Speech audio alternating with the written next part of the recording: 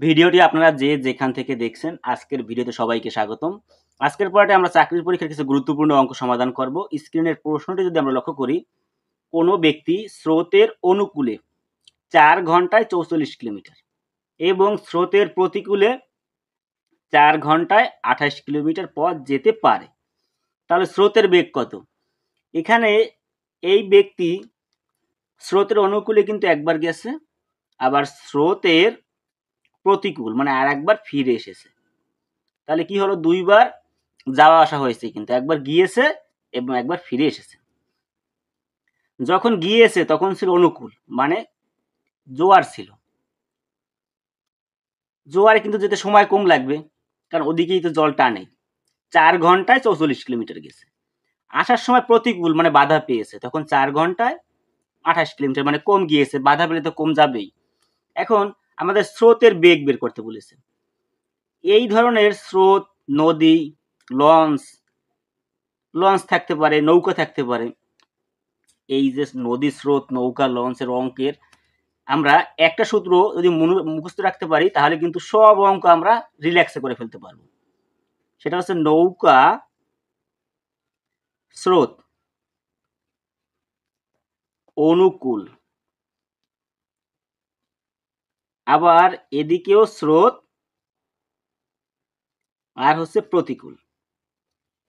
প্রতিকূল জাস্ট এই 5টা নাম আমাদের মুখস্থ রাখতে হবে, তাহলে আমাদের এই অঙ্ক একেবারে বের করা 5 সেকেন্ডের বিষয়। প্রশ্নে আমাদের বলেছে স্রোতের বেগ, তাহলে স্রোত, এই স্রোতের বেগ বের করতে বলেছে, মানে এই জায়গাটা বের করতে বলেছে। তাহলে আমরা যদি এই 3টি জায়গা বের করতে পারি, তাহলে এই 2 জায়গা আমাদের বের করতে খুব সহযোগিতা হবে। আমরা দেখি আগে অনুকূলে 4 ঘন্টায় 44 কিলোমিটার। তবে একটা বিষয়, এখানে কিন্তু আমাদের ঘন্টায় বের করতে হবে, 1 ঘন্টায়, মানে প্রতি ঘন্টায়। 5 ঘন্টা 10 ঘন্টা দেওয়া থাকতে পারে, সেটাকে কিন্তু আমাদের 1 ঘন্টা করে নিতে হবে। 4 ঘন্টায় যদি 44 কিলোমিটার যায় অনুকূলে, তাহলে 1 ঘন্টা যায় কত? 4 দ্বারা 44কে ভাগ করলে হবে 11। তাহলে অনুকূলের বেগ হচ্ছে কিন্তু 11। এটা আমরা কিভাবে পেলাম আপনারা বুঝতে পেরেছেন, যে 4 ঘন্টায় 44 কিলোমিটার, অর্থাৎ 1 ঘন্টায় কত? 44 ভাগ 4, 11 কিলোমিটার। অনুকূল আমরা কিন্তু পেয়ে গেলাম। প্রতিকূলে কি করেছে? 4 ঘন্টায় 28 কিলোমিটার। তাহলে 1 ঘন্টায় কত? 1 ঘন্টায় তাহলে কি হবে? 28 ভাগ 4, তাহলে 7। তাহলে আমরা কিন্তু প্রতিকূলও পেয়ে গেলাম 7। এরপরে আমরা এই অনুকূল এবং প্রতিকূল যদি দেওয়া থাকে, তাহলে আপনারা যে কাজটি করবেন, এই দুটোকে যোগ করে 2 দ্বারা ভাগ করবেন। 2 দ্বারা ভাগ করলে আমরা কত পাবো? 18 ভাগ 2, 9। এই অনুকূল এবং প্রতিকূল যোগ করে 2 দ্বারা ভাগ করলে যেটাকে আমরা পাবো, সেটা হচ্ছে নৌকার বেগ। তাহলে নৌকার বেগ কত? 9। তাহলে কিন্তু আমরা নৌকার বেগ পেয়ে গেলাম, প্রতিকূলের বেগ পেলাম, অনুকূলের বেগ পেলাম। যে কোনো মান কিন্তু দেওয়া থাকবে, অনুকূল, প্রতিকূল বা স্রোতের বেগ বা নৌকার বেগ দেওয়া থাকবে। সেখান থেকে কিন্তু চাইলে খুব সহজে আমরা বের করতে পারি। কিরকম ভাবে? এই 9 এবং 7 যদি আমরা বিয়োগ করি, তাহলে পাবো 2। এটি স্রোতের বেগ। আর স্রোতের বেগ সবসময় দুটো জায়গায় একই হবে।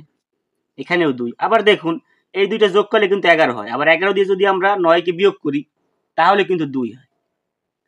আমাদের এই প্রশ্ন যদি নৌকার বেগ চেয়ে, তো আমরা কিন্তু 2টা যোগ করে 2 দিয়ে ভাগ করলে বের করতে পারতাম। আবার স্রোতের বেগ চেয়েছে, আমরা বের করে ফেলেছি। আবার অনুকূল বা প্রতিকূল যদি দেওয়া না থাকে, সেটাও কিন্তু বের করা সম্ভব। মানে একটা সূত্র দিয়ে আপনি যত ধরনের ঘুরিয়ে ফিরিয়ে অঙ্ক আসবে, আপনি খুব সহজেই করে ফেলতে পারবেন। এখানে আমাদের সঠিক অ্যান্সার হবে 2 কিলোমিটার, খ নম্বর। এই প্রশ্নটা যদি আমরা লক্ষ্য করি, স্রোতের প্রতিকূলে নৌকার বেগ ঘন্টায় 4 কিলোমিটার, ঘন্টায় 4 কিলোমিটার প্রতিকূল দেওয়া আছে। স্রোতের বেগ 5 কিলোমিটার, তার স্রোতের বেগ দেওয়া আছে। স্রোতের অনুকূলে নৌকার কার্যকরী বেগ কত? মানে অনুকূলে কিন্তু বের করতে বলেছে, অনুকূলে নৌকার বেগ। তাহলে অনুকূলের বেগ আমরা বের করবো কিরম ভাবে? আমাদের সূত্র কি ছিল? নৌকা স্রোত। এটা কিন্তু পরীক্ষার হলে আমাদের লেখা লাগবে না, আমরা একবার দুইবার প্র্যাকটিস করলে কিন্তু মুখে মুখেই বলে দিতে পারি। তারপর আপনাদের বোঝানোর জন্য বিস্তারিত আলোচনা করছি। অনুকূল, আর এখানেও স্রোত, আর এখানে হবে প্রতিকূল। আচ্ছা, এখন আমাদের কি চেয়েছে? অনুকূলের বেগ, মানে আমাদের এখানে এটা ডিটারমাইন করতে হবে। তাহলে আমাদের কি কি দেওয়া আছে? স্রোতের প্রতিকূলে নৌকার বেগ 4, তাহলে এটা দেওয়া আছে। স্রোতের বেগ কত 5, তাহলে এখানেও তো 5, এখানেও 5, এখানেও 5। আচ্ছা, তাহলে নৌকার বেগ কত হবে এখানে? এখানে আমাদের নৌকার বেগ কিন্তু এই দুইটা যোগ করে যেটা হবে সেটা নৌকার বেগ, তাহলে নৌকার বেগ কিন্তু 9। তাহলে নৌকার বেগ আমরা পেলাম। আবার এইটা থেকে এইটা বিয়োগ করলে কিন্তু এইটা আসে। আবার এইটা থেকে এটা বিয়োগ, এইটা থেকে যদি আমরা এইটা বিয়োগ করি তাহলে এটা পাই। আবার এই দুইটা যোগ করলে কিন্তু আমরা এটা পাই। তাহলে অনুকূল কিভাবে পাবো আমরা? এই দুইটা যোগ করতে হবে। এই দুইটা যোগ করে যদি 9 5 14, এখন 14 থেকে 9 বিয়োগ করলে স্রোত পাবেন। আবার এই দুইটা যদি যোগ করেন 14 যোগ 4 ভাগ 2, 18 ভাগ 2, তাহলে কি পাবেন? 9। তাহলে নৌকার বেগ পাবেন। প্রশ্নে আমাদের চেয়েছে অনুকূল, তাহলে অনুকূল হবে 14 কিলোমিটার পার আওয়ার বা প্রতি ঘন্টা। এখানে সঠিক অ্যান্সার হবে এই গ নম্বর। এক ব্যক্তি স্রোতের অনুকূলে ঘন্টায় 10 কিলোমিটার, স্রোতের প্রতিকূলে ঘন্টায় 6 কিলোমিটার যেতে পারে, তাহলে নৌকার বেগ কত? এটা কিন্তু খুবই সিম্পল একটি প্রশ্ন। তাহলে নৌকা, স্রোত, অনুকূল, এরপরে কি? স্রোত, প্রতিকূল। আমাদের নৌকার বেগ বের করতে হবে। তাহলে আমাদের কি কি আছে এখানে?